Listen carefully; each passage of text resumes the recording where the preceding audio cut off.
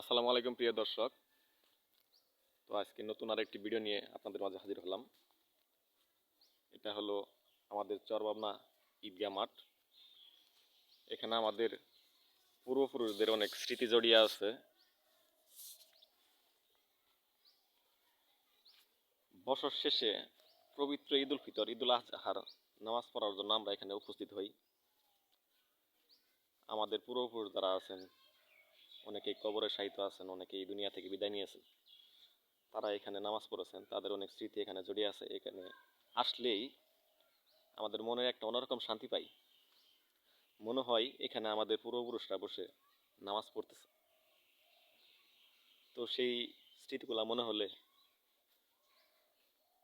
একদিকে ভালো লাগে, আবার অন্যদিকে অনেক মনের ভিতরে একটা কষ্ট লাগে যে তারা আজ দুনিয়াতে নাই, তারা আজ কবরবাসী হয়ে গেছে। আমাদেরকেও বিদায় নিয়ে এই দুনিয়া থেকে একসময় চলে যেতে হবে। মানুষ দিন শেষে চলে যায়। মানুষ যে সেই দুনিয়াতে একা, এটাই তার বাস্তব প্রমাণ। আমরা আসলেই অনেক একা। তো এই ঈদগাহ মাঠ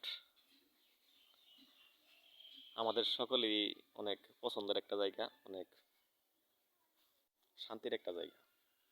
তো আমার ভাই বন্ধু যারা দেশ এবং দেশের বাইরে আছেন, সবাইকে আমাদের চরবাবনা ঈদগাহ মাঠের অগ্রিম শুভেচ্ছা অভিনন্দন।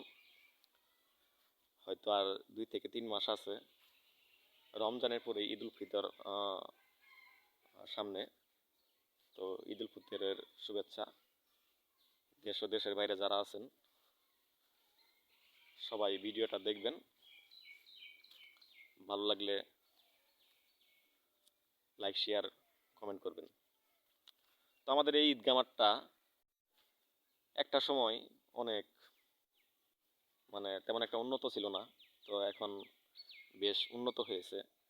যারা ঈদগাহ মাঠের এই কাজের কর্ম দ্বারা বজায় রেখেছেন, নিরন্তর শ্রম অক্লান্ত পরিশ্রম করে এই ঈদগাহ মাঠটাকে অনেক সুন্দর করেছেন, তাদেরকে জানাই ধন্যবাদ। তারা এই কাজের কর্ম দ্বারা বজায় রাখবেন, আমাদের ঈদগাহ মাঠটাকে আরও সুন্দর করবেন। তো সবাইকে অন্তর থেকে, অন্তঃস্থল থেকে ধন্যবাদ জানাই। আমাদের ঈদগাহ মাঠের যারা কমিটি আছেন, তারা অক্লান্ত পরিশ্রম করে শ্রম দিয়ে আমাদের এই ঈদগাহ মাঠের ঐতিহ্যটা ধরে রেখেছেন।